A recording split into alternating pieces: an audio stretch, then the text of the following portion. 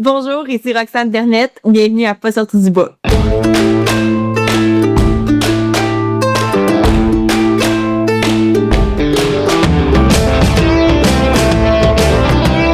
Entre elles, on se jase. Entre elles, on se rencontre. Entre elles, on existe.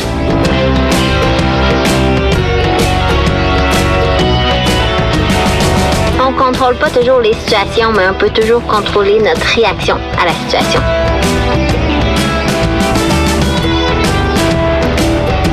Si tu commences à te sentir bien en courant un ultramarathon, fais-toi-en pas, ça va passer.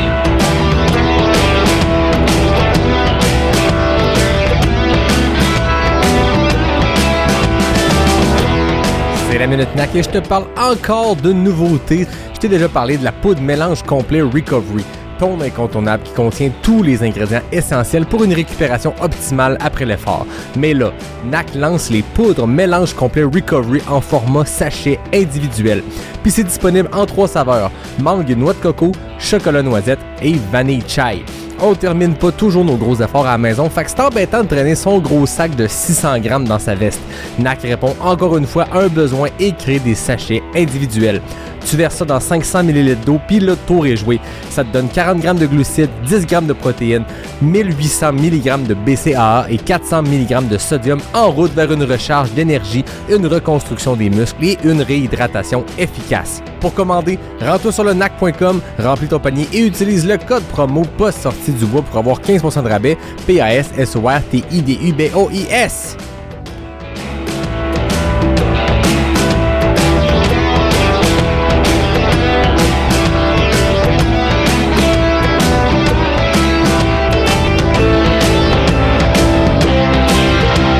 Ouais, ben, on n'est pas sorti du bois, hein?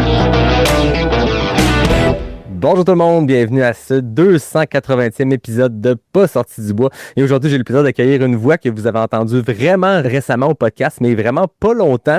C'est une coureuse, c'est une cycliste professionnelle, une artiste, Roxane Vermette. Bienvenue à Pas sorti du bois. Salut, merci de m'inviter.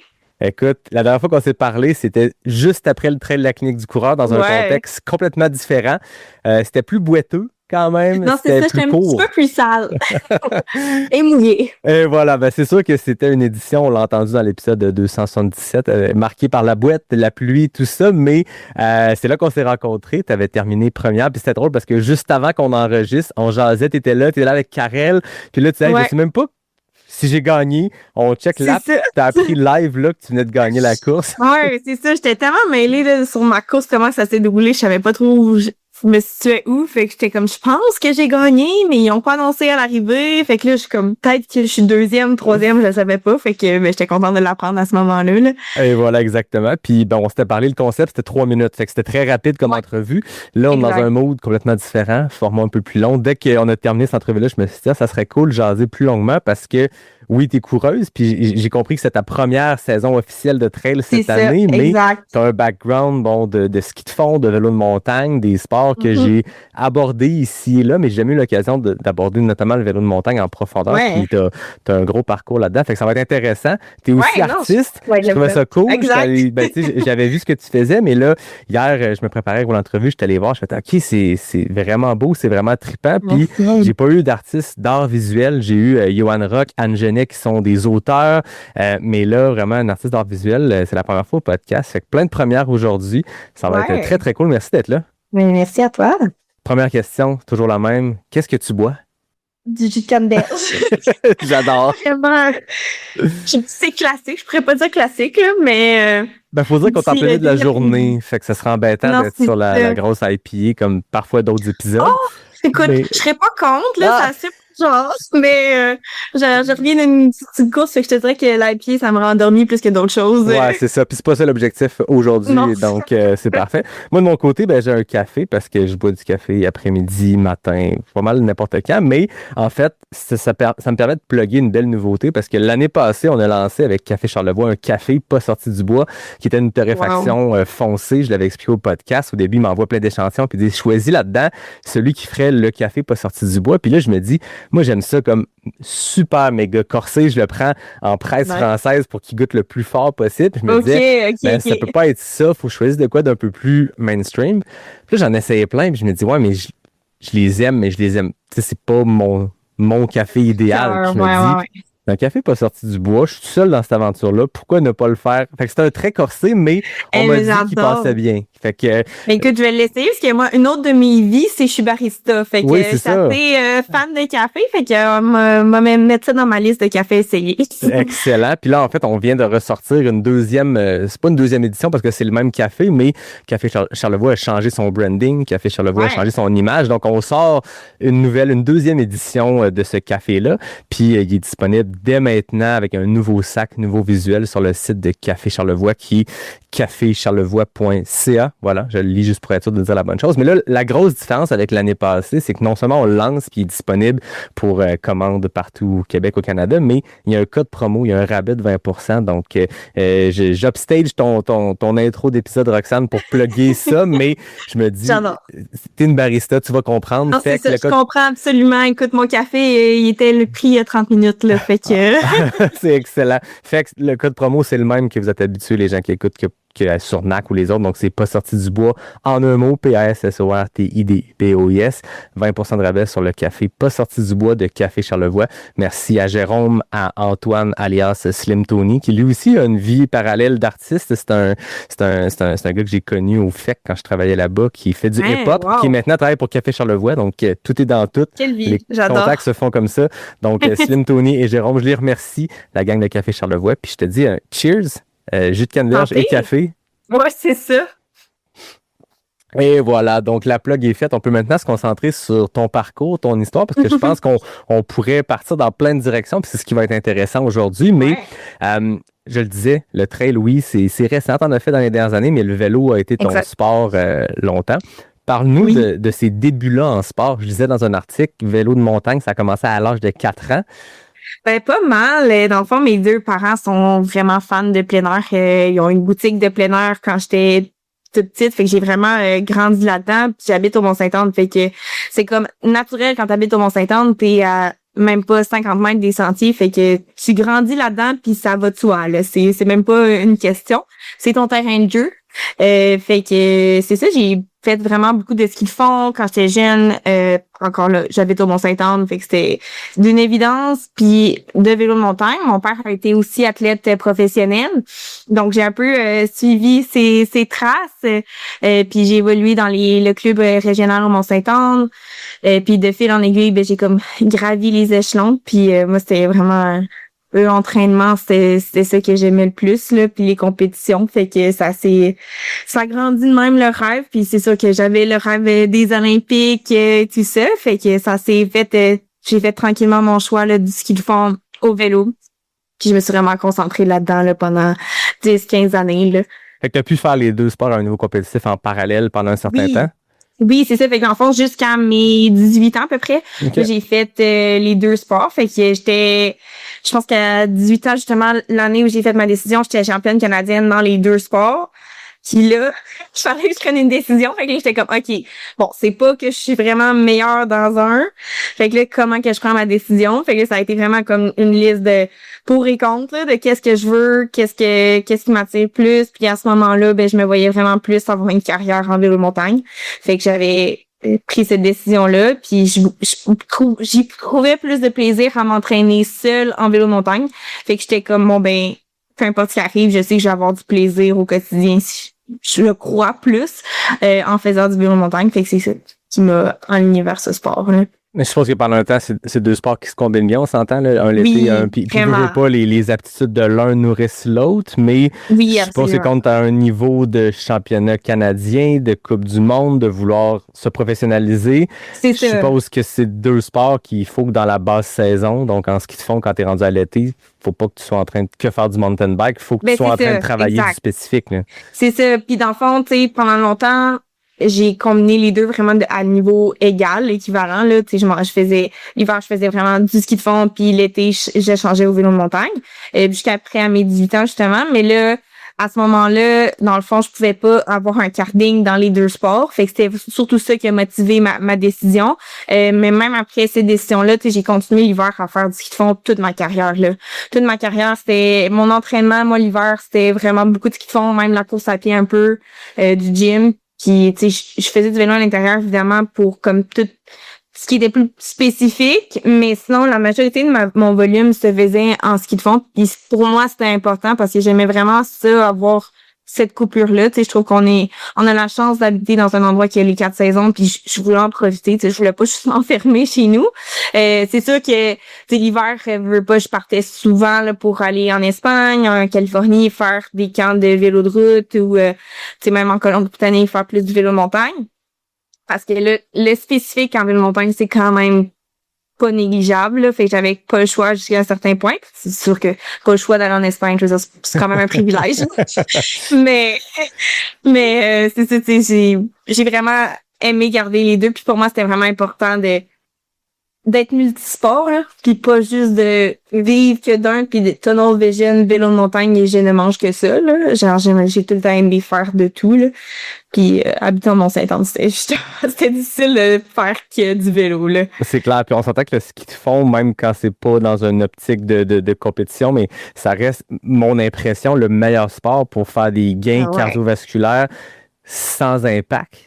Tu sais, la course, on s'entend, tu la pratiques en ce moment beaucoup, mais c'est un sport où, oui, on peut se pousser dans les intervalles en côte puis se torcher, mais ça vient avec des impacts. Une sortie d'intervalle d'1 heure, normalement, tu es supposé le sentir un peu après ou le lendemain. Non, c'est ça. Ce qu'ils font, bon, tu le sens de d'autres façons, ça a d'autres impacts, je suppose, mais ça reste que faire des intervalles en ski de fond ou juste faire une sortie puis essayer de se pousser un peu, j'ai l'impression que c'est le sport parfait pour combiner à d'autres, que ce soit le vélo de montagne ou la course. C'est super versatile, ouais. Mais moi, ce que j'aimais du ski de fond, c'est que c'était vraiment complet, tu sais, tu travailles vraiment toutes les parties de ton corps, autant musculairement, puis tu sais, t'es capable d'aller vraiment donner un effort cardio super complet, puis je trouvais ça se combinait super bien à mes entraînements en vélo de montagne. Tu sais, souvent, je faisais mes longues sorties d'endurance, puis je faisais un petit peu d'intensité, puis surtout plus du tempo là, en ski de fond.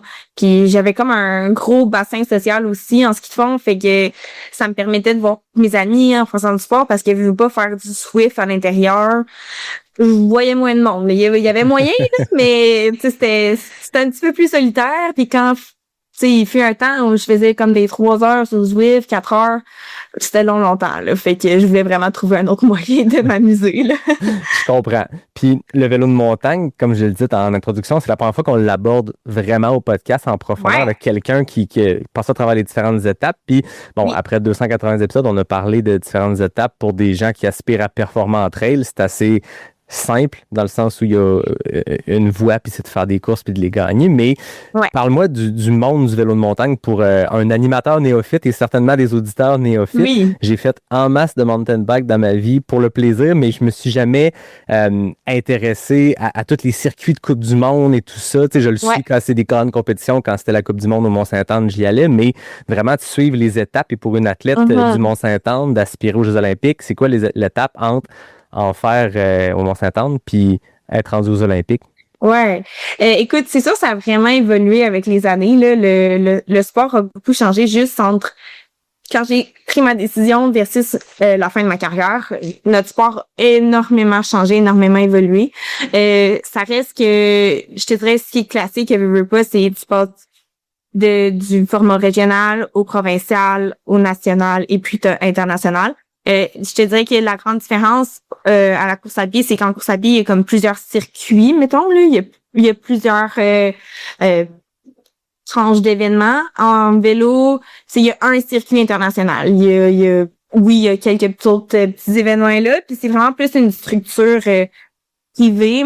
Fait que ça fonctionne avec des équipes, là, un peu comme sur le modèle de route, sauf que nos courses sont individuelles, mettons. Puis fait que dans le fond, comment ça fonctionne? Quand j'étais jeune, c'est surtout, ça passait par la structure de l'équipe nationale. Fait que tu te faisais remarquer là dans les Coupes Canada qui appelaient. Fait que au début, tu avais les régionales, tu as les Coupes Québec. Fait que tranquillement, tu commences à bien performer au Québec. Éventuellement, tu fais des Coupes Canada, donc c'est les meilleurs au Canada. Et puis tranquillement, ben là, tu vas un peu aux États-Unis, faire quelques courses ici et là. Et quand tu te fais remarquer, c'est peut-être dans tes années juniors, là, fait que t'as peut-être 16 ans dans ce coin-là, tu fais bien au Canada, mettons, tu as gagné les championnats canadiens, etc., ben là, tu peux te sélectionner pour les championnats du monde junior. Puis pendant tes années juniors, tu peux juste faire la seule course quasiment internationale que tu pouvais faire quand j'étais jeune, en tout cas, c'était les championnats du monde.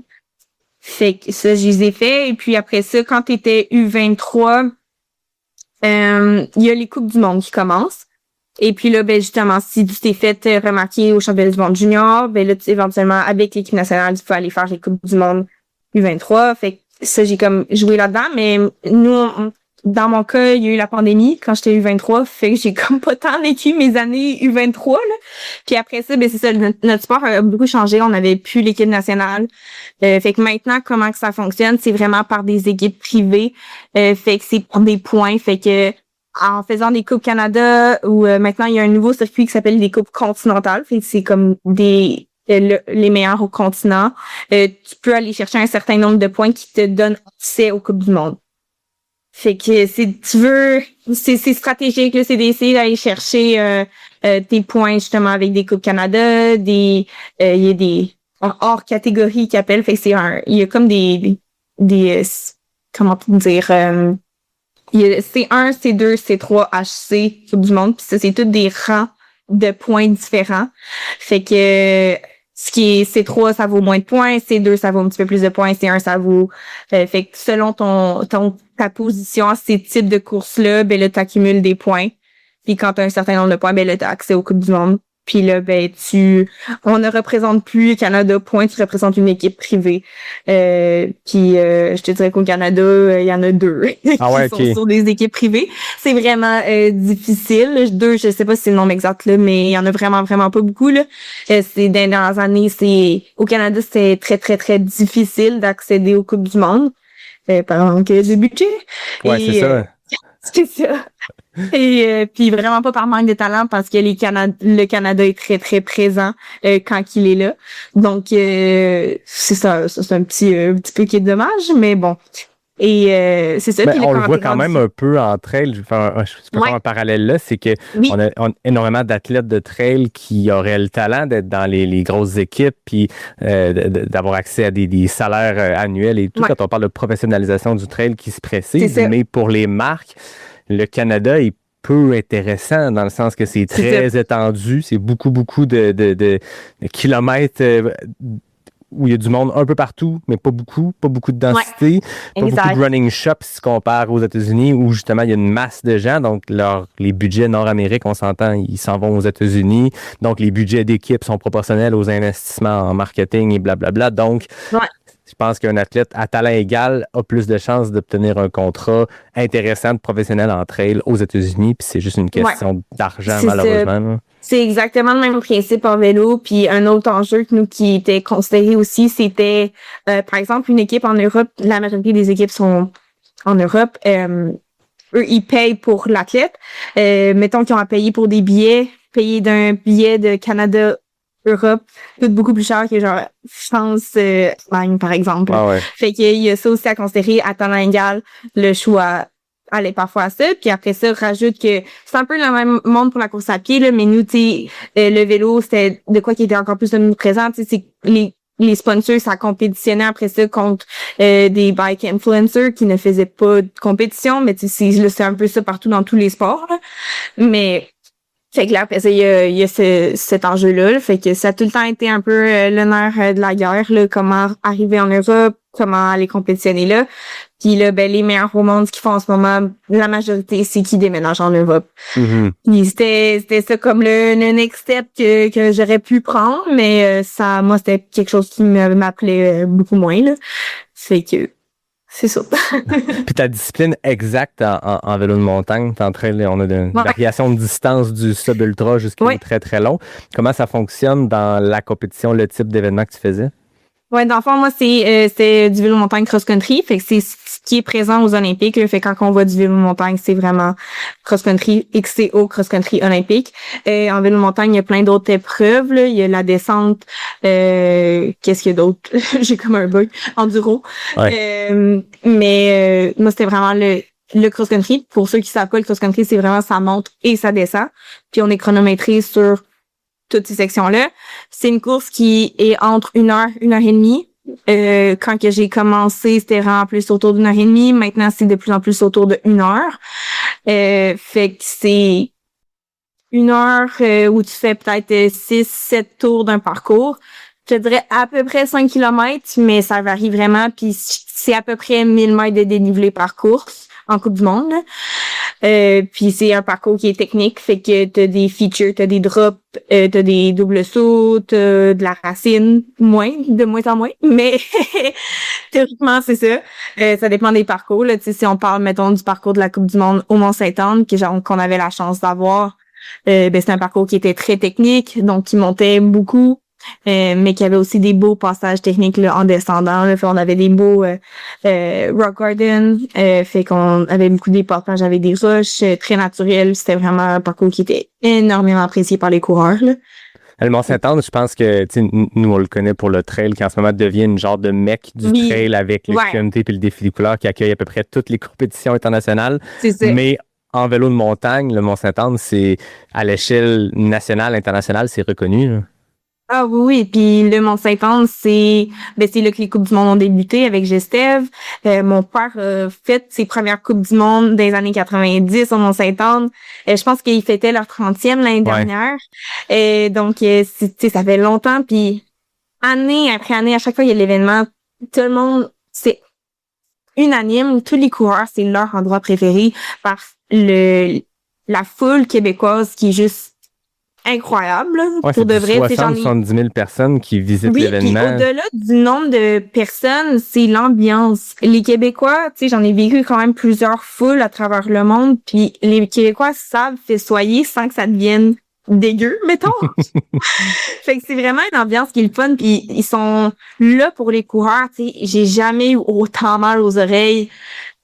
C'est sûr que je suis chez moi, là. Fait que ça, c'est encore plus intense à cause de ça, là. Mais, dans une course que tes oreilles, ils bourdonnent parce qu'il y a tellement de monde, puis, c'est vraiment une ambiance, là, incroyable.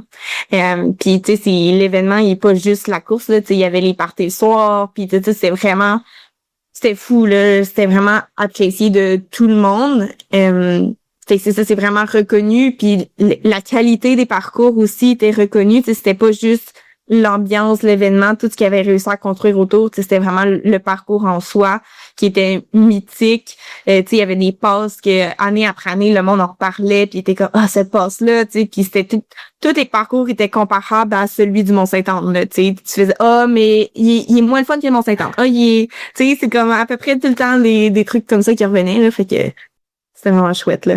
Puis sans entrer dans le politique derrière tout ça, mais dans la communauté de vélo de montagne, ça a dû être un coup dur quand même quand la Coupe du Monde a arrêté de venir au Mont-Saint-Anne. En fait, ça a été l'année passée, la Coupe du Monde qui était passée entre les mains de Warner Brothers, qui est une compagnie internationale de films et d'événements et tout ça. Accessoirement, sont aussi affiliés à la Golden Trail qui revient au Québec. Ouais, je savais même pas. C'est eux qui gèrent, je pense, c'est la diffusion de la Golden Trail en trail, ça. Mais eux, c'était une décision qu'on a compris qui était purement monétaire, mais je pense que ça a été un coup dur pour la communauté. Hein. Oui, vraiment, de perdre la Coupe du Monde au Mont-Saint-Anne, ça a été un coup dur parce qu'on savait pas s'il allait y avoir d'autres événements. Là, au moins, on a appris qu'il y avait à avoir le Crankworks. Fait qu'on sait que c'est pas comme la fin des événements de vélo au Mont-Saint-Anne. Fait que déjà, ça, c'est comme un petit bombe. Mais, c'est quand même fou de dire, ça fait 30 ans qu'on a la Coupe du Monde au Mont-Saint-Anne. On sait que c'est un événement qui fonctionne année après année. Il y a tout le temps plus grande foule pis tout ça. Puis là, se dire, on n'a plus la Coupe du Monde. C'est pas parce qu'il y a plus d'intérêt, c'est une question monétaire. C'est le producteur demandait tellement, qui est Warner Brothers, demandait tellement d'argent que c'était plus rentable pour notre communauté. C'était pas même, en fait, c'était même pas rentable. C'était juste qu'il était pas capable de payer ce prix-là pour avoir la Coupe du Monde. C'était tellement des prix astronomiques. Oui, puis je me rappelle que j'avais entendu dans une conférence quelqu'un, je pense que c'était de Gestev, mais qui expliquait le montant de la licence ou l'autorisation avant, puis ce que Warner demandait, puis c'était quelque chose comme 30 fois plus. C'était indécent. Là. C'était pas on a augmenté de 10% d'inflation. Non, c'était comme on a augmenté de 300%, puis deal with it. Là. Non, c'est ça. Puis c'est au-delà de juste comme les prix, c'est comme comment ils traitent les athlètes, comment ils gèrent les événements, la gestion de contrat, tout ça, c'est vraiment une autre entité. Warner Brothers, ça paraît que c'est comme un monstre, là, Ouais. tu sais, qui ont beaucoup de pouvoir. Quand on s'était fait annoncer que Warner Brothers arrivait comme nouveau producteur au lieu de Red Bull, je pense qu'au départ, c'était beaucoup d'excitation parce que c'était une promesse de OK, plus d'exposure. Ils filmaient toutes les Coupes du Monde U23, ce qu'on n'avait pas avant. C'était comme beaucoup plus de visibilité pour la majorité des coureurs. Fait qu'il y avait beaucoup de on voyait qu'ils voulaient travailler puis s'investir fort, fait que c'était vraiment intéressant. Mais de plus en plus, en tout cas, c'est mon avis personnel à moi, là, mais je trouve que ça devient de plus en plus un modèle vers la F1, puis ils s'en cachent pas, dans le sens qu'ils veulent ratisser le nombre de coureurs qui sont présents. C'est de plus en plus difficile de se rendre sur la Coupe du Monde, ce qui peut être très bien un sens, là. Mais tu sais, dans leur rêve à eux, ça serait qu'il y ait comme un bassin de 20 coureurs, puis que ça soit tout le temps ça, puis tu deviens comme un peu fan de ton coureur, puis tu suis ce coureur-là, là. Moi, ça a toujours moins mes valeurs, mais ça, c'est personnel, là. Ouais, ben, on le voit malheureusement ou heureusement pour certains, mais on le voit quand même dans des sports qui gagnent en popularité. Encore là, je vais faire un parallèle. Puis je pense que c'est une discussion qu'on va avoir souvent, le parallèle, parce que là, tu vis le trail aussi. Mais j'entends beaucoup parler par les gens de vélo, qu'il y a un peu cette relation-là, vélo de route, vélo de montagne versus course-route, course-montagne. On peut sentir les mêmes vibes, mais dans la professionnalisation qui se passe en ce moment, le gain en popularité, on voit des modèles comme l'UTMB s'affilier avec Ironman, puis qu'on voit de plus en plus de nomenclature, de processus, de façon de faire inspiré du triathlon, du Ironman. Puis je pense que c'est un peu ça que tu sembles décrire aussi, quand on regarde un sport qui est au top, en l'occurrence ici la F1, puis on tente de copier le modèle pour l'amener là, mais c'est peut-être un peu sortir, essayer de faire rentrer un rond dans un carré ou essayer de dénaturer un sport qui est arrivé à un immense gain de popularité d'une façon, parce qu'il était comme ça, parce que les valeurs étaient X, Y, Z. Là. Ouais. Mais c'est ça, puis moi, ce que je trouve fou, c'est que je pense à l'avènement du vélo de montagne quand mon père a commencé. Lui, ses courses, c'était complètement opposé. C'était des courses de 2h20. C'était une grosse boucle. Tu sais, il faisait pas comme 5-6 tours. Fait qu'on les voyait pas. Il était parti loin dans le bois. Tu sais, c'était vraiment un autre sport complètement, là. Tu sais, fait que moi, quand je grandissais, ma vision du vélo de montagne, c'était pas ce que j'ai fait dans les dernières années, là. C'était vraiment complètement un autre sport. J'ai appris à l'aimer autrement, là. Je veux dire, ça reste que j'ai aimé mes années de compétition, mais c'était vraiment plus ce que le vélo de montagne était à l'origine, là. Fait que c'est quand même fou de voir l'évolution du sport comme ça, là, puis de pourquoi ça va dans ces changements-là. Tu sais, je pense que ça se veut d'un bien. Il y a certains avantages à ça, mais c'est pour certains puis moins pour d'autres. Ouais, c'est ça. À quel moment dans ton parcours t'as décidé de mettre fin à cette carrière-là, ou en tout cas à ce niveau-là de Coupe du Monde?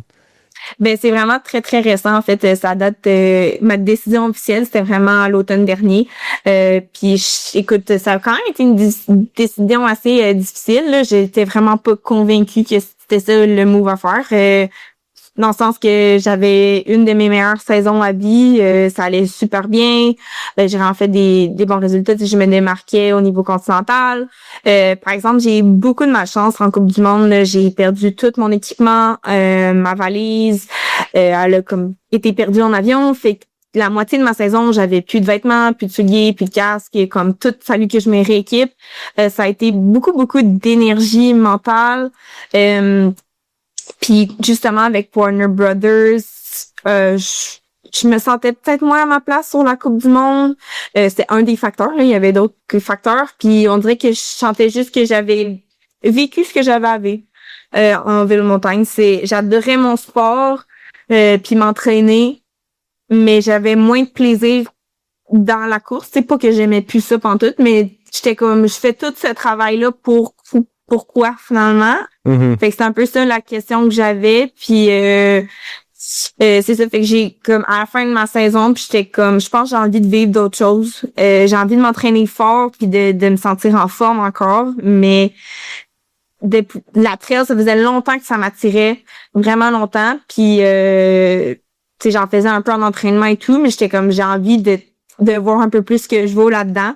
Fait que c'est surtout ça qui a motivé ma décision. Là, j'avais envie de vivre d'autres expériences. Ça faisait quand même à peu près 10 ans que je faisais le circuit de la Coupe du Monde, là, fait que tu sais, c'est pas tout le temps la même affaire, là, mais je savais que si je voulais prendre le next step dans ma carrière de vélo, il fallait justement que je fasse des gros moves comme déménager en Europe ou tu sais, il aurait fallu que j'arrête l'école ou d'autres choses comme ça. Fait que là, j'étais pas prête à faire ces moves-là ou c'était pas ce qui ça me correspondait moins, je pense, là. Fait que c'est surtout ça qui a motivé ma décision, là. Tu le disais tantôt, jusqu'à l'âge de 18 ans, t'avais une combinaison de sport, là, veux pas. Ouais. Quand t'as décidé je me dédie au vélo, je suppose que là, tous les efforts sont dans une seule direction. Même si tu peux faire d'autres sports, ça reste qu'il y en a un qui prime sur les autres. Tantôt, tantôt on parle de trail, tu as commencé à y toucher il y a quelques années, là, tu veux y aller plus sérieusement. La peinture, tu disais que tu es aux études, tu travailles au café, tu as l'air d'avoir une multitude de chapeaux, puis je suppose que d'être à 100% dédié à un seul sport t'empêchait de porter tous ces chapeaux-là en parallèle, ou en tout cas, sans empêcher, devait restreindre un peu ta liberté là-dedans? Oui, c'est sûr. Écoute, mettons que j'aime vivre une vie occupée. J'ai un bon talent pour me péter une journée, mettons, là. Fait que j'aime ça vivre plusieurs vies, mais c'est sûr que ça avait ses limites, ça faisait des... Tu sais, je portais un peu tous ces chapeaux-là, mais pas à 100%, puis il y en a que j'étais pas prête à me départir. Fait que ça aussi, ça a pesé dans la décision parce que, tu sais, mon hiver dernier, là, mettons, il a été super intense. Tu sais, j'étais vraiment des journées, je me levais à 5 heures, puis je me couchais à 10 heures, puis il y avait pas une minute là-dedans que ça arrêtait pas, là. Fait que c'était très, très intense. Puis j'étais comme, je sais pas si je peux faire un autre hiver comme ça. Fait que ça a pesé définitivement dans la décision.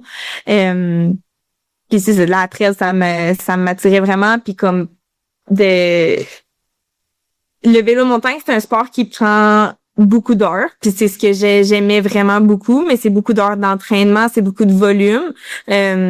Puis j'étais curieuse de voir un sport qui me prenait un petit peu moins de temps, ça me permettait de vivre un peu plus les autres vies que j'ai, là. Fait que c'est ça. J'ai entendu souvent, que ce soit sur le podcast ou dans la vie, des gens qui ont eu ces carrières-là à haut niveau, qui ont fait qui ont été un peu partout dans le monde pour de la compétition, qui sont entraînés énormément, que le moment qui tire la plug, moi j'avais une de mes amies, une collègue en fait, qui a été très haut dans le ski alpin, puis quand elle a pris sa retraite, quand elle a tourné cette page-là, elle a été comme 2 ans sans retoucher à ses skis alpins, une espèce de d'écœurite, ou tu sais, je veux pas parler pour cette personne-là, mais je veux dire, ça tellement fait quelque chose que tu as besoin d'attendre que le goût revienne naturellement, puis ça peut prendre du temps. Sens-tu ça présentement avec le vélo? Pas du tout. Non. Je pense pour ça que j'étais comme, mais pourquoi j'arrête, tu sais, parce que j'étais comme, j'aime tellement m'entraîner. J'ai beaucoup d'amis aussi qui l'ont vécu. Je pense que justement, d'avoir tout le long de ma carrière fait différentes choses, autant dans le sport que dans ma vie en général, c'est de quoi qui m'a vraiment aidé dans ma longévité en tant qu'athlète, là, dans le sens que toute ma carrière, j'ai pratiqué du ski de fond, justement de la course à pied. Je me suis jamais empêchée de vivre ces expériences-là différemment. Tu sais, évidemment, j'étais consciente de la spécificité de mon sport, mais quand je pratiquais ces sports-là, je les faisais pour le vélo. Fait que, tu sais, si je faisais un entraînement de volume, je le faisais en conséquence pour le vélo. Puis c'était tout en ça. Puis avec la manière que je travaillais avec mon entraîneur les dernières années, c'était très, très intuitif. Fait que comment qu'on fonctionnait, je te donne un exemple.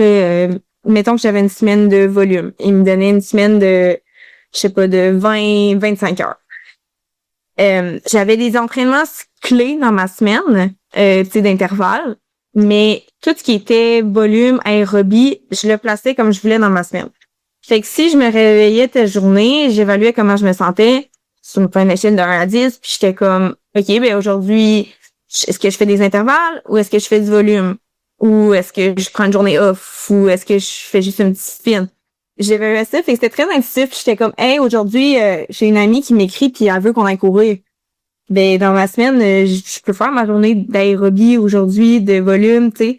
Puis je le plaçais comme ça, fait que ça faisait que je m'écœurais vraiment moins parce que je m'écoutais au jour le jour de comme qu'est-ce que j'ai envie de faire, qu'est-ce qui me Fait que ça, c'est de quoi qui m'a fait un bien extrême. Tu sais, j'avais pas une rigidité de comme, OK, aujourd'hui, mardi, il faut que je fasse 2h30 de vélo, puis là, j'ai telle chose à faire dans mon entraînement. Puis après ça, j'ai un autre training à telle heure à faire. C'était moins grugeant. Puis c'était vraiment plus comme, hey, qu'est-ce que j'ai envie de faire? Qu'est-ce qui me ferait plaisir aujourd'hui? Comment que je me sens? Puis je pense que je veux pas, ça m'aidait aussi à avoir une meilleure qualité d'entraînement. Puis c'est ça. Fait que je pense que ça, c'est quelque chose qui a aidé. Mais aussi à l'inverse, tu sais, quand que moi j'ai pris ma décision, j'ai eu aussi cette j'étais pas capable de me dire je fais rien. Tu sais, puis c'est un peu faire ça que pour ça que je me suis tournée vers la trail, d'avoir un autre objectif, parce que moi c'était surtout ça qui a été challengeant, c'est de plus avoir cette motivation là de OK, ben, j'ai envie de bouger, j'ai envie de faire ça, mais de plus avoir ce gros objectif là ultime, j'étais comme, et on dirait qu'il me manquait de quoi, puis tu sais, c'était pas quoi que j'étais capable d'aller chercher à l'école ou dans ma job, fait que il y avait ça aussi là, c'était comme un peu à l'inverse. Ben, j'ai l'impression à t'écouter, je sais pas si c'est de la psychologie à Saint-Saëns, mais je pense que, tu sais, l'adolescence, c'est le moment qu'on se définit comme être humain, qu'on devient un peu la version qu'on est à l'âge adulte, qu'on se forme, qu'on se forge comme notre façon d'être. Puis, t'as vécu, de ce que j'entends, une adolescence, justement, dans la compétition, avec des objectifs. Donc, ça faisait partie intrinsèque de toi. Ah, c'est très identitaire. Quand il n'y a plus la compétition de vélo, il y a quelque chose à aller combler. Puis comme tu dis, c'est pas l'école ou autre qui va venir combler ça. Là. Ben, je pense que pour certains, ça peut, mais comme dans mon cas, c'était très flou, là, qu'est-ce que je veux, tu sais, encore là, aujourd'hui, qu'est-ce que je veux faire exactement, tout ça, tu sais, j'avais déjà tellement d'autres questions que j'étais comme, bah, c'était pas de quoi qui venait me driver tant que ça, tu sais, puis autant j'aime ma job que c'était pas ce qui je sais pas, ce qui m'amène, qui me réveille au quotidien, mettons, là. Fait que, c'est ça. C'est sûr que comme peintre, c'est difficile de comme compétitionner puis de se dire, je vais peinturer plus vite que l'autre peintre, ça marche pas de même, je pense, hein, ouais, ben, difficile. C'est ça fonctionne différemment, là, les objectifs, là. Puis, tu sais, peindre, c'est vraiment un autre beat de vie complètement. Ouais, c'est ça. C'est assez isolant aussi, là. Fait que c'est vraiment un autre environnement complètement, là. Je le vis très différemment. Puis, mais d'un côté, c'est ça que j'aimais de l'équilibre de l'art avec le sport quand que je les vivais les deux, là. Ouais. J'ai envie qu'on parle de ça, mais j'ai pas fini sur le dossier vélo de montagne parce que il y a d'autres questions qui viennent, mais je me disais, tu le disais, ton père a été professionnel dans ce sport-là, il était un des pionniers, je lisais, qu'il y a ses scores de Coupe du Monde qui ont jamais été battus par d'autres Canadiens, c'est quelqu'un qui était important dans le sport comme toi tu l'as été. D'avoir un père qui a vécu ces étapes-là, qui a probablement lui aussi à un moment donné pris une retraite, est-ce que c'était pratique d'avoir dans la famille directe ce conseiller-là qui peut t'amener à naviguer dans ces décisions-là à prendre dans le même sport, dans un contexte compétitif de vie professionnelle qui est similaire? Oui, vraiment, vraiment. Ça a été très utile au début de ma carrière, puis je te dirais vers la fin de ma carrière. Au début, parce que tu vis tellement de nouveautés, puis tu expérimentes plein de choses, comme tu sais, comment m'échauffer, comment bien manger, tu sais, juste des habitudes de vie de base qui m'ont été appris ou inconsciemment, là, tu sais, de comment bien manger. Tu sais, j'ai jamais tant eu à me poser la question parce que mes parents, ils m'ont toujours initié à amener une collation avec moi quand je m'entraînais, tout le temps avoir de l'eau. Tu sais, c'est des choses que j'ai pas trop à me questionner, puis ça, c'est un énorme privilège que j'ai pu avoir mon père ou ma mère comme modèle, puis c'était des questions que j'ai même pas eu à trop réfléchir, puis je le faisais déjà naturellement à cause de ça. Fait que ça s'est super bien fait. Puis tu sais, dès que toute ma carrière, dès que j'avais des questionnements un peu sur mon entraînement, qu'est-ce que je devrais faire aujourd'hui? Tu sais, j'étais un peu fatiguée, mais je sais pas trop si je devrais prendre repos. Est-ce qu'il faut juste que c'est juste mental? Puis, tu sais, des fois, t'as des petites hésitations de même, mais tout de suite, j'ai appelé mon père, puis j'étais comme, qu'est-ce que tu ferais, toi? Ouais. Puis il dit, c'était tout le temps, genre, tu sais, je le savais, la décision au fond de moi, là, mais comme, juste d'en jaser avec lui, c'était vraiment précieux. Puis, je te dirais, à la fin de ma carrière, ça a été aussi, une grande aide parce que il avait déjà vécu ce dilemme-là. Est-ce que je devrais arrêter? Est-ce que je devrais continuer? Tu sais, je pense que les deux, on l'a fait un peu pour des raisons différentes, mais d'avoir cette personne-là, un confident, parce qu'au début, tu sais, je voulais pas en parler trop à personne, comme que j'étais pas certaine si je voulais faire une autre année, tout ça. Fait que d'avoir mon père qui comprenait exactement comment je me sentais, parce que c'était très émotionnel, émotionnel, je sais pas trop. Mais tu sais, c'était quand même assez difficile comme décision à prendre. Fait que vraiment de pouvoir me confier à lui puis de pouvoir réfléchir ensemble à c'était quoi la prochaine étape. C'était vraiment un privilège là, d'avoir ça. Là. Il doit y avoir une crainte quand tu es à ce niveau-là de la saison de trop. T'sais, on le voit souvent dans les sports d'équipe comme dans les sports individuels, de les gens qui persistent peut-être au point de se tanner du sport, comme ce qu'on parlait tantôt, que tu n'as pas vécu, mais juste d'hésiter puis de commencer une saison à reculons ou avec des doutes. J'ai l'impression que dans un sport où je suppose que le vélo de montagne, c'est comme n'importe quel sport compétitif, c'est très mental. Si tu as l'ombre d'un doute dans ta tête, tu pars avec un désavantage sur les autres. Il doit y avoir cette crainte-là. C'est sûr. Puis tu sais, je pense que ça revient au travail de comme pourquoi tu fais ça, tu sais, de se poser ces questions-là de tu sais, c'est quoi qui fait plaisir dans le sport, oui, mais aussi dans la compétition, parce que tu peux pratiquer ton sport sans faire de la compétition. Puis ça, des fois, je pense qu'on le néglige quand on est tellement dedans. T'es comme, je peux continuer à faire du vélo, là, c'est pas parce que je fais pas de la compétition que je peux plus en faire, puis que je suis plus une athlète ou que j'ai plus cette valeur-là, tu sais. Puis je pense que pendant un bout, moi, je le voyais de même, là, j'étais comme, tu sais, c'était noir et blanc, là, tu sais, il y avait pas de zone grise, puis c'était... Ben, si je fais plus la Coupe du Monde, je fais plus rien, là. Mais tu sais, c'est pas ça, là. Fait d'avoir ça, ça aide à prendre la perspective, là. Ouais, j'en doute pas. Avant qu'on passe au trail directement, le sujet de transition que j'ai envie de te parler, c'est justement cette comparaison-là qu'on sent entre la vibe de vélo de montagne puis le trail peut-être. Je réécoutais ce matin le 3 minutes qu'on a fait ensemble après la clinique du courage, tu disais, le vélo de montagne, c'est quand même plus sérieux, c'est le fun d'arriver dans un contexte plus très communautaire, mais je l'entends beaucoup quand même de gens qui ont été dans le monde du vélo de route ou de montagne, que le trail est à la course sur route, ce que le vélo de montagne est des fois au vélo de route, un côté un peu plus sérieux, puis parce que c'était pas des gens de ton niveau, mais moi, les gens que je connais qui sont intenses dans le mountain bike sont très à la cool, qu'ils font autant pour le sport lui-même que la bière dans le parking après. Est-ce que tu sens un peu cette transition-là en transitionnant vers le trail? Sens-tu un peu ce transfert-là de vibe, de valeur, de communauté? Oui, puis je pense que c'est sûr que quand tu atteins un certain niveau, ben là, ça va de soi que c'est déjà un cadre très sérieux, là. Fait que même si c'était du vélo montagne, quand que t'atteins la Coupe du Monde puis que c'est ta carrière puis c'est ta vie, ben là, c'est sûr que ça ajoute un autre niveau.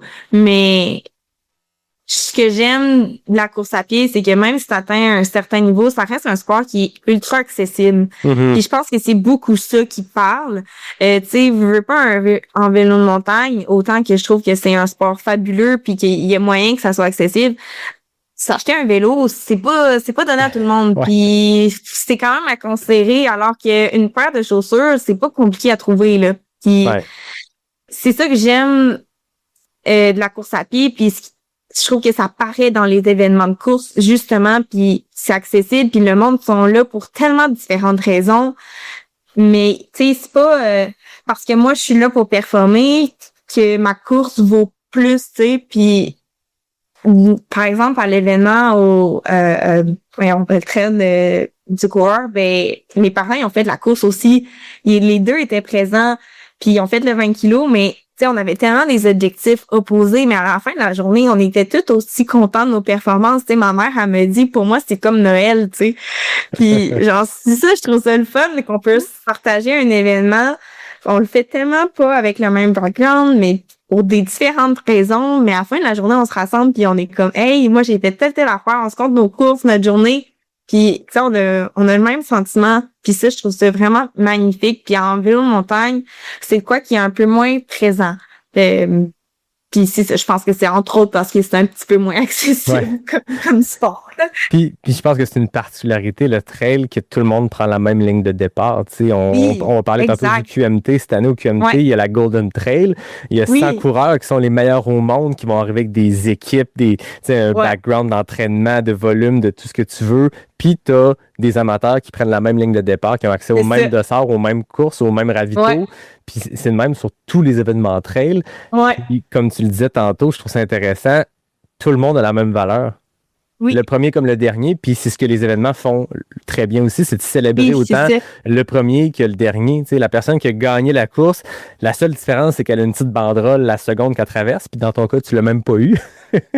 mais à part ça, c'est le même annonceur, puis la même musique, puis la même ambiance, puis le même monde qui crie. Même que des fois, certaines courses plus longues, les élites arrivent en pleine nuit quand il n'y a personne.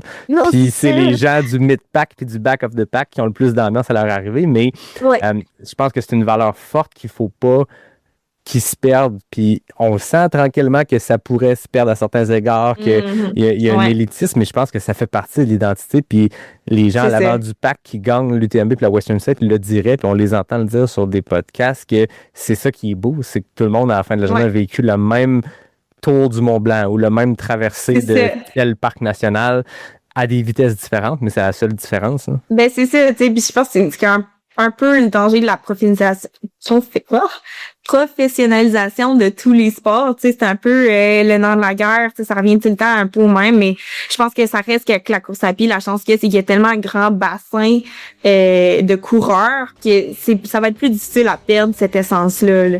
Ouais. Alors qu'il était en vélo, ben le bassin il est quand même beaucoup plus petit. Là. Ah, c'est clair. C'est ça. Ouais. On tourne autour du pot du trail, là, c'est le temps qu'on en parle sérieusement. On va se prendre une pause pour un message de partenaire, puis on se reparle de l'autre côté.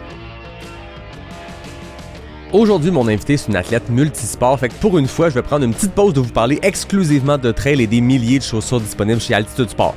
Parce que oui, leur inventaire va pas mal plus loin que seulement le stock de course. Tu fais du vélo comme Roxane, ben ils ont des vêtements, de l'équipement, des accessoires et des chaussures pour le vélo dans des dizaines de marques. Tu fais du camping, de la randonnée, du ski alpin, du canicross, de la natation, de l'escalade, du yoga. Ils ont tout ça aussi. Puis quand je te dis qu'ils ont tout, ben je lance pas ça en l'air. J'ai décidé de fouiller sur leur site pour trouver l'affaire la plus aléatoire possible. Je me suis dit, il doit y avoir une limite à ce qu'Altitude Sport vend. Ben non, j'ai trouvé une genre de montre GPS pour le golf qui calcule la distance de ta drive. I guess, sérieusement, je savais même pas que ça existait. Fait que si Altitude Sport est capable d'aider ton ami qui veut gagner 5 verges sur son coup de départ au golf, ben j'ai comme l'impression qu'ils vont être capables de t'équiper pour ton prochain objectif sportif. Puis comme toujours, Altitude Sport rend le magasinage simple. C'est une entreprise canadienne basée à Montréal, 100% en ligne avec plus de 400 marques premium. Tu commandes aujourd'hui, c'est livré demain partout au Canada et même le jour même à Montréal. Puis si ça convient pas, ben les retours sont super faciles avec un simple code QR. Va sur altitudesport.com, utilise le code promo pas sorti du bois 2026 PASSORTIDUBOIS 2026 pour obtenir jusqu'à 20% de rabais sur ta première commande. Faut juste te créer un compte. Le lien et les conditions sont dans la description. S'il y a un week-end dans l'année où le Québec ressemble à une carte postale, ben c'est bien à l'Action de grâce. Les feuilles sont colorées, les sentiers sont beaux, l'air est frais, pis t'as juste envie d'être dehors. Ok, j'en conviens, c'est spécial de parler du bel automne québécois alors qu'on vient juste d'arriver en été, mais c'est parce que je veux vous parler du défi des couleurs, le rendez-vous incontournable de l'automne. Du 9 au 11 octobre 2026, c'est plus de 6000 coureuses et coureurs de tout âge, de tous les niveaux, qui vont converger vers le Mont-Sainte-Anne pour participer au plus grand événement trail en Amérique. Mais le défi des couleurs, c'est beaucoup plus qu'une course, c'est un village animé pendant 3 jours, puis c'est un mélange de participants qui viennent de compléter leur première course en sentier à vie à travers des élites internationaux qui viennent de 20 pays qui se battent pour des titres de championnat. Puis cette année, mais l'ambiance risque d'être encore plus électrisante avec la finale de la Coupe du monde de la World Mountain Running Association, les championnats canadiens et la finale de la Coupe Québec Trail réunis au même endroit. Bref, si vous cherchez une belle raison de profiter du long week-end de l'Action de grâce, mais je pense que vous venez de la trouver. Les inscriptions sont ouvertes puis il reste encore des dossards sur toutes les épreuves. Rendez-vous au défidescouleurs.ca. De retour avec Roxane Vermette. On est rendu à parler de trail. La première question que j'avais à te poser, c'est que j'ai vu des résultats en 2022, en 2023. Tu touchais du petit orteil de loin, tu prenais part à ce sport-là, même si c'était à fond dans la Coupe du monde. Ouais. Est-ce que ça a toujours été le plan de retraite? Puis là, je sais pas ton âge exact, mais c'est drôle de parler de retraite, quelqu'un qui est probablement bien plus jeune que moi. Mais est-ce que c'est un peu là, derrière ta tête, de dire le jour que je ferme ce chapitre-là, le prochain, c'est de la course en sentier? Je te dirais les 2 dernières années, oui. Ok. Mais avant ça, tellement pas. Genre vraiment pas. Là. Moi, j'étais pas une coureuse, là, mais vraiment pas. Là, tu sais, en ski de fond, comme l'été, typiquement, tu fais de la course à pied. C'est du ski à roulette, mais surtout de la course à pied, surtout quand t'es jeune. Quand j'étais dans un club de ski de fond, puis j'en faisais un peu l'été, je me faisais rire de moi, là. J'étais tellement pas une coureuse. Tu sais, je faisais bien dans les courses de ski de fond, mais j'arrivais pas à trouver le flow en course à pied, là. Ça fonctionnait juste pas. Puis mes coachs ils disaient, genre, on dirait que tes pieds touchent à tes fesses à chaque fois que tu cours, genre, ça a comme, on dirait que j'avais pas la bonne technique. Je sais pas, il y avait de quoi qui cliquait pas, j'aimais pas la course à pied. Mais j'ai tout le temps fait des randos avec mes parents, là. En grandissant, là, l'été, nos vacances, c'était comme des mini-camps d'entraînement, là. On allait faire des randos de 10 heures, genre, puis on partait, puis t'sais, on courait la moitié, moi et mon frère, parce qu'on était énervés, là, mais comme, c'était des affaires de même, mais j'ai fait vraiment pas course à pied, jusqu'à temps qu'elle m'a emmené, je pense que c'était un été, là, que ma mère était comme, viens courir avec moi, puis je pense que juste être constant, ça va t'aider. Fait qu'on avait comme pris cette habitude-là un été, puis ça a donné que cet été-là, j'ai eu une des meilleures saisons de vélo en plus. Et là, j'étais comme, je prends goût, puis j'ai comme continué à faire un petit peu de course à pied ici et là. Puis je pense que c'est un automne, à un moment donné, notre saison elle finissait comme plus tôt de vélo. Fait qu'il restait comme, tu sais, j'avais fini genre en mois de septembre, fait qu'il restait encore des super belles journées pour aller s'entraîner, tout ça. Puis tu sais, habituellement, quand ma saison de vélo, j'ai comme un mois off environ. Fait que j'en avais comme profité pour courir puis faire des longues courses, tu sais, des 3 heures, tout ça. Puis j'avais tripé. Puis j'ai compris que moi, courir un 5-10 kilos, j'aimais ça, mais sans plus, ce que j'aimais, c'était longtemps dans le bois. Puis, tu sais, pas penser à pace, rien, juste comme partir, puis comme, je reviens quand je reviens. Ouais. Puis, ça, j'ai vraiment pris goût. Fait que dès que j'avais plus de temps l'été, que j'étais plus au Mont-Saint-Anne, que j'avais comme du volume à faire, là, j'ai commencé à faire plus de course à pied. Puis je voyais l'été, au Mont-Saint-Anne, il y avait tout le temps des événements de course à pied. Puis j'étais comme, ça a l'air le fun. Je trouve que justement, l'ambiance est belle, la communauté, elle est nice. Fait que ça me sciait de plus en plus. Puis là, en année, j'avais fait genre, j'avais couru le max 10 fois dans mon été, là, à cause des courses de vélo. Puis là, j'étais comme, je vais faire le défi des crocs. On va faire le 42. Puis j'en ai fait, puis j'ai trippé. Fait que là, j'étais comme, il va falloir que j'en refasse, mais là, ça tombe pas tant. Puis là, à chaque fois que j'avais du temps, c'était tout le temps à la fin de l'été, tu sais, mois d'octobre, que ça matchait plus. Puis là, je pense qu'il restait comme juste le trait du Grand-Duc qui était dispo à ce moment-là. Fait que j'étais comme, il m'a faire ça. Mais encore là, je pense que j'avais couru 7 fois avant, dans mon été, de le faire. Fait que là, je l'ai fait, mais tu sais, je veux dire, ça a bien été, mais sans plus, tu sais, je m'étais pas entraînée pour ça. J'étais entraînée. Quelle distance que t'as fait au Grand-Duc? J'avais fait les 50. OK, quand même. Bon, c'est pas recommandé à la maison après cet entraînement, mais en même temps, il y avait cette course, mais combien d'entraînements, combien d'heures, le volume était là. C'est ça, il faut pas négliger que j'avais quand même du volume d'entraînement. J'arrivais pas avec rien du tout. Ça reste que la biomécanique, mettons que c'était moins intelligent, là, on va se le dire. Là. Heureusement, je me suis pas blessée, là, mais c'était, mettons, à pas refaire. Mettons, j'ai appris de mes erreurs. Puis c'est ça, fait que puis ça.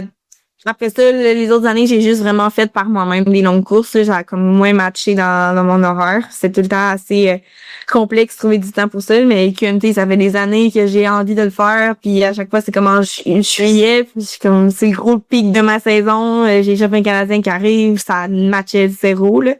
Fait que cette année. Cette année. Comment tu as bâti cette saison-là quand tu t'es dit, OK, cette année 2026, je me lance là-dedans? Avant même de parler comment tu bâtis la saison, est-ce que tu t'es pris un coach? Ouais, dans le fond, moi, ça faisait environ 2-3 ans que je travaillais avec un entraîneur pour le vélo, fait que son prêt. On travaillait ensemble, puis évidemment, c'est c'était une discussion qu'on avait eue pendant longtemps de est-ce que j'arrête ou j'arrête pas. Fait que là, quand on a pris la décision ensemble que ça allait pas continuer pour l'année prochaine, tu sais, j'étais comme, tu verrais-tu un intérêt à me coacher quand même pour la course à pied? Puis là, tu sais, lui, c'est moins sa spécialité, évidemment. Puis c'est quand même spécifique, là, l'entraînement pour la course à pied. Mais heureusement, en fait, moi, ça faisait à peu près 15 ans en le sachant et en le sachant pas, que je travaillais avec Charles Castonguay. Okay. Dans le fond, tout mon secondaire, je faisais son plan de muscu. C'était à travers mon ski-études. Puis après ça, quand je faisais plus sa muscu, ben là, c'était lui qui faisait toute ma préparation physique. Puis il regardait aussi avec Félix ma préparation annuelle. Fait que je travaillais beaucoup avec Charles pendant les dernières années. Donc là, ben Phil était comme, ben parle à Charles. Charles, il fait quand même bien ça. Oui, c'est ça. Autant comme athlète que comme coach et comme préparateur physique, il a comme un bon background. Ouais. Fait que ben moi j'ai texté Charles, puis j'étais comme ben on peut se parler parce que j'aurais une idée puis je veux voir si c'était du temps. Fait que c'est ça, j'ai appelé Charles puis on s'est parlé puis j'étais comme c'est un projet qui te tente, est-ce que tu as le temps pour ça? Puis c'est ça a comme ça a continué comme ça, là, il était partant. Fait que là, ben, c'est lui qui fait mon plan d'entraînement. Mais c'est pas avec la même comme rigidité peut-être que je l'ai fait dans les dernières années ou le même sérieux. Là, c'est pas avec Félix, c'était au day-to-day. Ouais. On s'adapte, on fait ça. C'était beaucoup plus engageant, mais je le faisais à un autre niveau aussi. Ça reste que je suis très sérieuse dans ma préparation de course à pied. Puis avec mon expérience, ça va bien, mais c'est pas le même engagement peut-être là, mais c'est ça va super bien là. Puis revenons à ma première question que j'ai moi-même coupée, mais la préparation de la saison, tu disais que tu avais fait le 42 défi des couleurs, 50 au Grand-Duc. C'était quoi le range de distance que tu visais? Écoute, je savais comme bas. C'est sûr que moi, dans mes plus grandes ambitions, j'étais comme moi, je vais faire genre des 100 kilos, des trucs. Non, moi, j'avais envie de faire des trucs plus longs, puis tu sais, mais je savais aussi que je pouvais pas arriver nulle part pour aller faire un 100 kilos. Fait que avec Charles, on a comme établi que 50, ça allait être à peu près le sweet spot pour cette année. Puis on verra éventuellement. Tu sais, je sais même pas si ça me tente vraiment de faire plus long. Tu sais, j'avais déjà fait un 50. Fait qu'on dirait qu'au début, j'étais comme, j'aimerais ça faire un petit peu plus long. Mais d'un côté, je m'étais pas entraînée bien pour le 50. Fait que, tu sais, là, j'avais envie de me tester vraiment plus là-dessus. Fait que c'est comme ça qu'on a établi que, tu sais, 50 avec mon volume de vélo, c'était une belle distance quand même que j'étais capable d'aller chercher. Je pense que c'est une bonne performance. Fait que là, en faisant le 30 kilos de la clinique, c'était comme une préparation là pour aller vers un petit peu plus long. Fait que ça, c'est en parlant avec Charles là, qu'on a comme établi que ça allait être de ces courses-là à peu près, là. Fait que Trail la clinique, QMT 50, est-ce que tu as autre chose déjà de prévu au calendrier? Ben là, écoute, le challenge de préparer sa saison comme au milieu de l'hiver, c'est que depuis moi, tu me dis pas. Comme je savais pas trop c'est quoi que j'allais faire. Fait que je vais faire le Grandstone 50 qui est en Virginie. Ça, c'est comme pas mal ça pour les courses à moi. Je vais aussi pacer mon parrain, mon oncle, au 170 des Chic Chocs. Wow. Fait que c'est pas vraiment une compétition, mais ça va quand même être une belle expérience de courir de nuit tout seul. Fait que c'est ça pour cette année. En ce moment, en tout cas, là. Puis mais d'un côté, ça me plaît de pas avoir trop d'événements tout ça, parce qu'en vélo, j'étais habituée d'avoir comme 30-35 courses. Non, j'exagère, 30 courses peut-être là par saison. Fait que là, de tomber à comme 3-4 courses, ben c'est quand même le fun là, comme beat, là.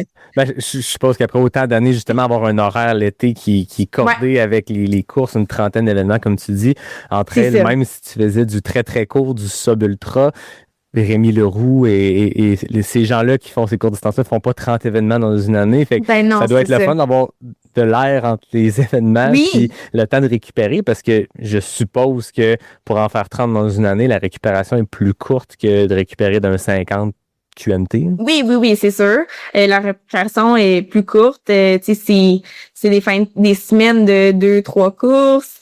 Puis, ils enchaînent back-to-back. Mais d'un côté, c'est ça pour tout le monde, tu sais. Fait que c'est une game de récupération, tu sais. C'est qui est capable de s'entraîner plus, mais en récupérant bien. Fait que ça, c'est de quoi que j'ai vraiment bien appris aussi. Mais ce que j'aime, au-delà même d'avoir plus de temps pour récupérer, c'est plus de temps pour m'entraîner. Parce que quand tu pars à chaque semaine à l'autre bout du monde, tout ça, il y a beaucoup, beaucoup de voyagements. Puis là, quand t'as une semaine de course, ben t'en as 30, ben t'es comme en éternel taper. Fait que c'est comme, tu peux jamais bien t'entraîner, mais comme, ben là, c'est faire des choix aussi sur quelle course tu veux vraiment performer. Pour pas être justement dans cette position-là, mais c'est le fun d'avoir ce luxe-là d'être comme, hey, je peux faire un vrai gros bloc de volume, je peux vraiment aller faire des gros intervalles parce que ma prochaine course, c'est dans 1 mois et demi, là. Fait que, tu sais, c'est fun d'avoir ça, puis d'avoir plus de temps aussi pour être à la maison, puis là, m'investir dans mes études, dans ma job, tu sais, de vivre d'autres choses aussi, parce que quand t'es tout le temps parti, c'est dur, justement, d'être à fond dans tout le reste, là. Ouais, mais ça doit être dur quand même, cette vie-là, de compétitionner en continu, puis d'être un peu constamment dans les valises, les transports. On voit souvent dans ces situations-là ce qu'on peut voir à travers les médias sociaux ou ce qu'on voit comme résultat de compétition, c'est le high, mais il doit y avoir beaucoup de contreparties, de moments d'attente interminables d'aéroport, de check-in d'hôtel qui se passe pas comme tu veux. Puis, veux pas, c'est une charge mentale, tout ça, autour de la compétition. Là. Non, tu sais, j'en ai des bonnes, là, des histoires d'aéroport puis d'hôtel, là. Puis déjà ce que tu comptais tantôt de faire la moitié de ta saison avec pas ton gear parce qu'il a été perdu. Ouais, c'est ça, là. Puis, ça, c'est une partie de l'histoire, mais l'autre partie, c'est que ça a pris comme 7 mois me faire rembourser, mes assurances, tu sais, il y a tous les téléphones, tu sais, il y a tout ça, là, mais comme, tu sais, ça reste que c'est un privilège de voyager pour faire ton sport puis voir toutes ces places-là, mais c'est pas, tu sais, comme, le monde, c'est comme, justement, tu vas à tous les coins, tu vois tellement d'endroits. Oui, mais je les vois pas comme en vacances. Tu sais, moi, quand que je m'en vais là-bas, je vois bien plus la chambre d'hôtel souvent que les montagnes autour, là. Puis, tu sais, c'est chaud. Je voudrais pas être à aucune autre place au monde. C'est là que je veux être, puis comme je veux faire la compétition, mais j'ai pas voyagé. Puis, justement, d'être dans tes valises tout le temps, c'est vraiment un autre beat de vie. Et c'est le fun de vivre vraiment comme l'inverse. C'est ça, tu sais, je suis vraiment reconnaissante des années que j'ai vécues à voir plein d'affaires, puis à vivre, puis à rencontrer du monde. Mais je suis contente de vivre ma petite vie au Mont-Saint-Onge. T'es contente que ta prochaine course est dans 1 mois puis que tes valises devraient suivre entre chez vous puis le départ au Mont-Saint-Anne ou en fait le départ à Saint-Tite-des-Caps. Mais là, j'ai comme 1 kilo, là. Fait que c'est ça. Fais attention. Sont à limiter. C'est embêtant à retrouver dans ton gear de course à travers les kiosques qui sont là. Hein. C'est ça. Tu t'entraînes au Mont-Saint-Anne, tu t'entraînes sérieusement en trail depuis quelques temps. C'est quand même récent pour toi. C'est quoi le bonheur que tu retrouves? Qu'est-ce que ça t'amène, cet entraînement-là, comparé à d'autres expériences d'entraînement que tu as faites par le passé? Ce que j'ai dit à beaucoup de monde, puis c'est que ce que j'aime, c'est être débutante un peu dans un sport. Tu sais, oui, j'ai quand même de l'expérience, là. J'arrive pas avec rien du tout. Mais tu sais, c'est d'être très humble dans toute cette découverte-là, dans le sens que je sais pas ce que je vaux en tant que coureuse. Tu sais, je sais ce que je vaux en tant qu'athlète, point, mais comme en tant que coureuse, j'ai aucune idée, j'ai pas de repère. Tu sais, mes paces de course, tu sais, là, j'ai une meilleure idée, là, mais quand même, c'est assez flou, là. J'ai pas de... Tu sais, c'est fait que j'apprends vraiment beaucoup, puis c'est le fun de voir le progrès, parce qu'à un certain niveau en vélo, oui, tu sais, je progressais tout le temps, mais c'était des petits détails. C'était vraiment du fine-tuning. Puis là, c'est vraiment plus exponentiel en course à pied. Tu sais, je courais, c'est peut-être quelques fois semaine, mais là, de courir quasiment tous les jours, de façon constante pendant plusieurs mois, tu sais, la progression est énorme, là. Fait que c'est vraiment satisfaisant d'avoir ça. Puis c'est quelque chose que j'avais pas eu avant. Puis je prends énormément de plaisir à faire des intervalles en course à pied. Tu sais, en vélo, ça faisait quand même longtemps que j'en faisais. Fait que j'avais encore du plaisir, mais c'était pas mal tout le temps les mêmes types d'intervalles. Je connaissais les patterns. J'étais comme, OK, bon, ben là, j'ai 2 semaines de volume. Après ça, je fais une semaine d'intensité. Puis après ça, j'ai un taper. Puis là, c'était comme tout le temps le même méso. Puis à peu près les mêmes intervalles. J'étais comme, OK, ben je fais 5 fois 8 minutes tempo. Puis c'est comme, je savais c'était quoi le training. Puis comment j'allais me sentir après. Puis j'y prenais vraiment plaisir. Mais là, de vivre différents segments d'intervalles, différentes choses, découvrir les sentiers autrement, j'ai vraiment de fun à faire ça. Ouais, puis tu dois découvrir des nouveaux secteurs de ta montagne que tu connais bien, parce que le trail, tu peux pas, on s'entend, tu peux parler des sentiers de vélo que tu connais probablement comme le fond de ta poche. Fait il doit y avoir ce côté-là de découverte qui s'ajoute aussi, qui est le fun. Quand tu fais le même sport depuis tant d'années, tes repères sont pas mal là. Là, c'est que du nouveau, là. Ouais, c'est ça. Mais ça reste que le Mont-Saint-Ange, j'avais quand même couru pas mal, mais tu sais, juste je sais pas, de prendre le temps de faire d'autres choses différemment, mes semaines d'entraînement ici, ils sont pas comme avant, puis de vivre la fatigue autrement aussi. C'est vraiment plein de petites nouveautés. Fait que j'y prends vraiment plaisir. Puis tu sais, là, je suis excitée de comme pouvoir aller courir dans Charlevoix, parce que c'est un endroit que j'aime vraiment, vraiment beaucoup. Puis tu sais, de faire ces choses-là que avant je pouvais moins faire. Fait que d'aller jouer au parc La Jacques-Cartier, puis des choses comme ça que j'ai moins profité avant. Fait que c'est ça. C'est quoi ta pente de prédilection au Mont-Saint-Anne pour la course, là, pour monter? Ben, celle que j'ai faite le plus souvent, c'est définitivement les Pionniers. Ouais. Genre beaucoup trop souvent. Genre 6 fois semaine, là, c'était trop. Puis, mais ma préférée, ça doit être l'escarpé. OK. C'est vraiment, mais la crête aussi est up there, là. Ça, c'est une crête, discussion si tu veux une vue, là, d'habitude du Mont-Saint-Anne. Dès que je rencontre quelqu'un dans la vie qui s'entraîne au Mont-Saint-Anne, je l'ai tellement fait de plein de façons, de tout bord, tout côté, de c'est quoi ton spot préféré? Puis la réponse change tout le temps, mais ben, c'est difficile. Il y a plein de souffrances puis de beauté dans tout ça. Ben, c'est ça, tu sais, ça dépend pourquoi je le fais. Tu sais, si je veux faire un coucher du soleil ou un lever du soleil, la crête, absolument. Ouais. Mais si c'est milieu de journée, l'escarpé, c'est mon go-to. Oui, puis ça ressemble plus à de la... Je veux pas dire de la vraie trail, il n'y a pas de fausse trail, mais tu sais, dans nos événements trail, à part ceux qui se passent sur un centre de ski comme Bromont ou autre, mais dans une course comme on va vivre habituellement, ben ça ressemble plus à l'escarpé puis le Pionnier que la Pichard. Mais quelqu'un qui s'entraîne pour le Bromont Ultra, c'est comme go crête Pichard, on continue. Là.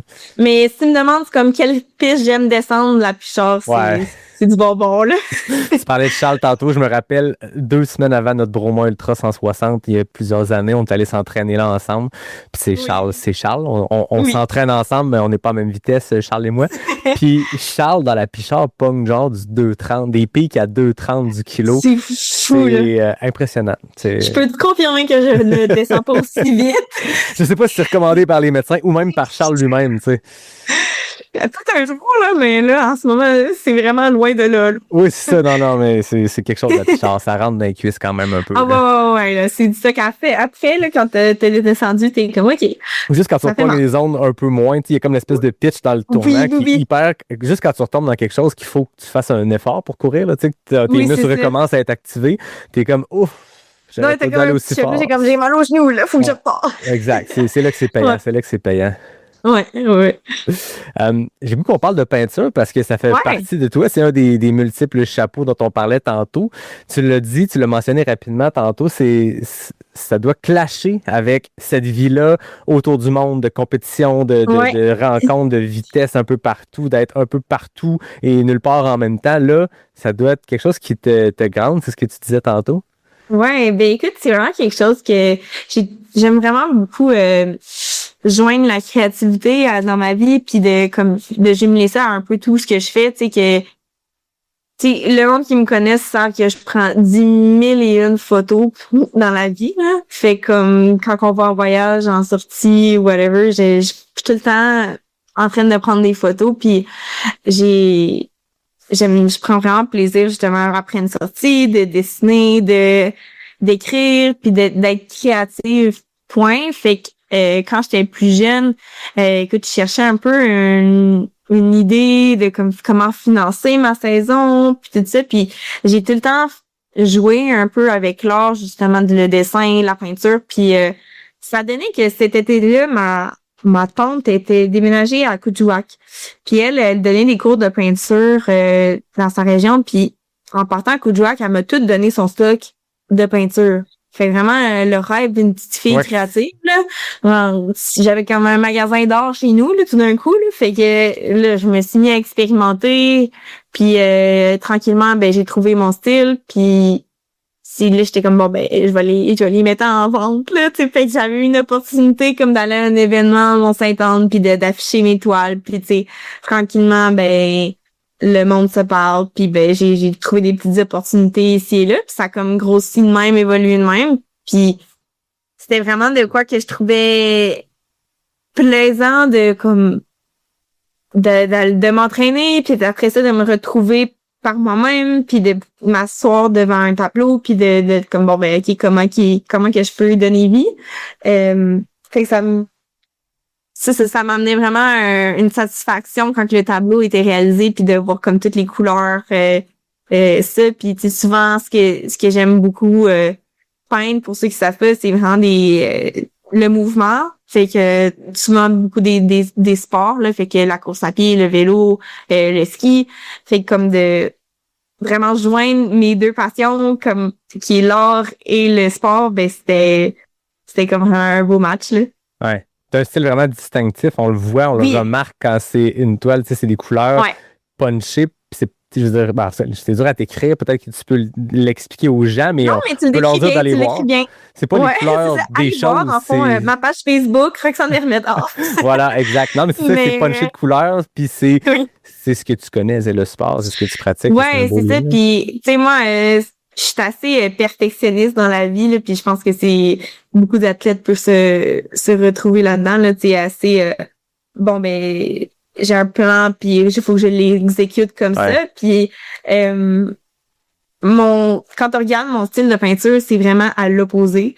C'est assez éclaté, puis décousu, puis c'est ça que j'aime aussi, c'est de pas être trop minutieuse, puis de me laisser aller. Puis tu sais qu'au début, quand que je faisais de l'art, c'était comme de l'hyper-réalisme, puis c'était comme je faisais un portrait, puis il fallait que ça soit exactement comme l'image que j'avais à côté, puis mais j'ai réalisé que moi, ce qui me faisait du bien quand que je créais, c'était de me laisser aller un peu là-dedans, puis de pas trop réfléchir au pinceau, fait que à jouer avec ça, puis c'est vraiment là que je me suis mis à m'amuser là en peignant là. Je vais te poser une question hyper philosophique pour laquelle il n'y a probablement pas de réponse, mais j'y vais pareil puis ça me dérange pas. Qu'est-ce qui te nourrit le plus? Est-ce que c'est plus l'art qui nourrit ta pratique du sport ou c'est le sport qui nourrit le plus ta pratique de l'art? Définitivement le sport. Le sport qui nourrit le plus l'art? Ouais, définitivement le sport parce que je pense que j'aurais de la misère à... C'est vraiment intense de dire ça, là, mais de vivre sans le sport, là, c'est vraiment ce qui me ground le plus. C'est dès que je me sens moins bien ou super bien, tu sais, ma première intuition, c'est d'aller jouer dehors, tu sais, c'est d'aller faire ça. Puis c'est justement quand que...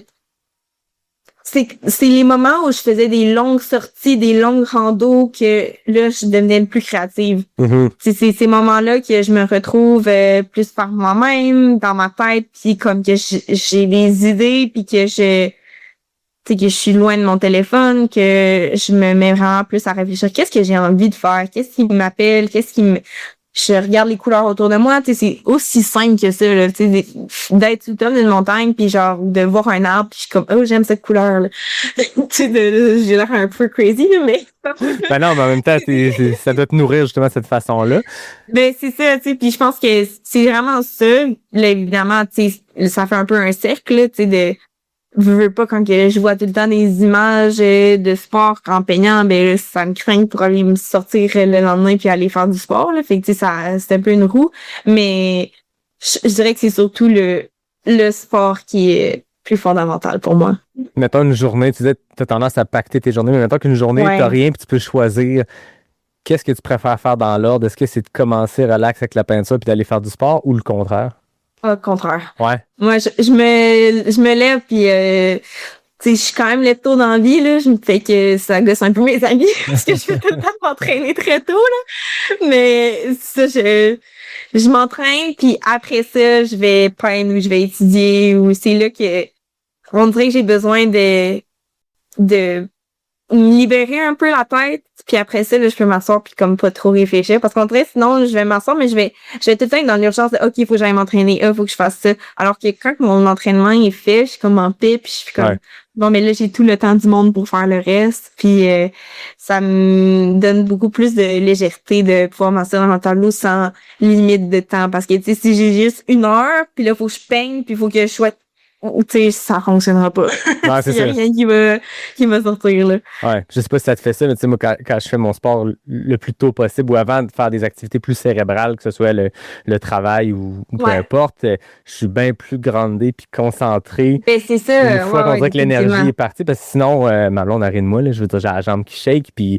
je lance les crayons, puis tu sais, il y a comme un trop plein d'énergie qui nuit clairement à mon travail ou toute activité de concentration, là. Non, c'est ça. Puis moi, c'est comme... C'est ma partie préférée de la journée, aller m'entraîner. Puis on dirait que souvent, dans ma tête, ce que je dis, c'est comme la partie de la journée la plus tough est faite, là. Genre, on dirait que mon entraînement est fait, ma journée est réglée, puis après ça, c'est juste du bonus, là. Fait que ça...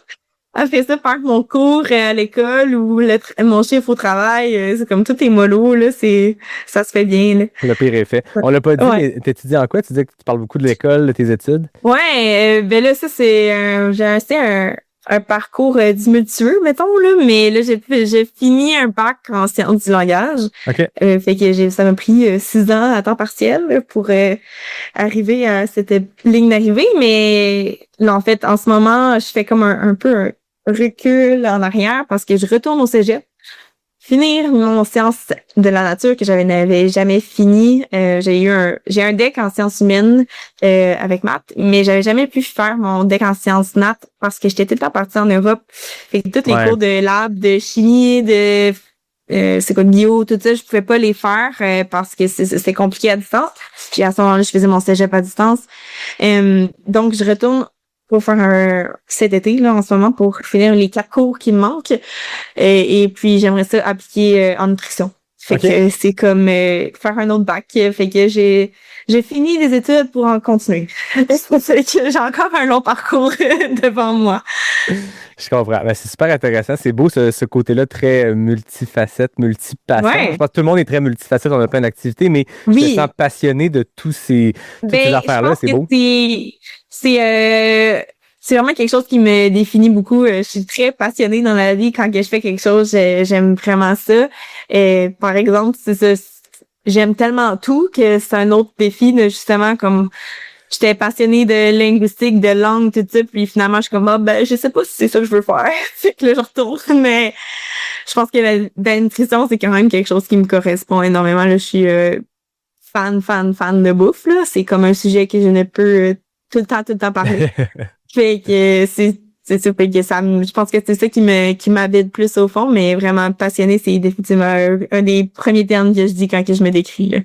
C'est super intéressant. On va te suivre dans ta première saison de trail. C'était cool de jaser puis de découvrir tout ce background-là sur des sujets que ça prenait bien 280 épisodes pour qu'on en parle enfin, mais c'était super intéressant. En tout cas, moi, tu m'as appris plein de choses. Je suis sûr que les auditeurs, auditrices sont habitués à ce qu'on jase de trail. Puis là, tu suis 2 épisodes de geekage, de fin détail de tel athlète obscur, est-ce qu'il va gagner la Western State. Ça a fait du bien d'aller complètement à l'opposé. On change le mot d'une semaine à l'autre. Ouais, c'est ça. Mais là, on dirait que je conclue, mais c'est pas terminé parce que on t'amène toujours avec les questions éclair-nac. Là, c'est là que le côté compétitif embarque. Je sors mon chrono. J'ai 10 questions à réponse simple, A ou B, à laquelle tu vas devoir répondre le plus rapidement possible. Je sors mon chrono. Je rappelle que le record à distance appartient à Sandra Lafontaine en 16 secondes. Oh my God, il y a un record. Il y a un record, il y a des FKT. En vrai, c'est 10 secondes le record pour 10 questions, mais voyons. À distance, c'est pas possible, je pense, de battre ça avec le délai. Fait que c'est pour ça que j'ai mis 2 catégories. C'est comme les FKT, hein, t'as du supported, self-supported. Là, c'est Zoom, pas Zoom. Fait que, puis moi, le but, c'est de vous piéger aussi, de mettre des choses en opposition qui sont difficiles à répondre. Fait que mon chrono est prêt. Est-ce que t'es prête? Je suis prête. Route ou trail? Trail. Hiver ou été? Été. Boîte ou racine? Ouh, racine. Café ou thé? Café. Bas court ou bas long? Long. Questionnaire, gaufre ou purée? Gaufre. Des plus ou des moins? Des plus. S'entraîner ou compétitionner? S'entraîner. Peindre ou skier? Skier. Rouler ou courir? Ah! Rouler? C'est terminé, le record s'est perdu sur la dernière question avec la grande hésitation. Hey, mais là, c'est une question identitaire. Là. C'était chiant un peu, je sais. Là, mais les dernières questions, j'essaie toujours d'y aller comme ça. Là. Ça peut pas être simple, ça peut pas être facile. Là.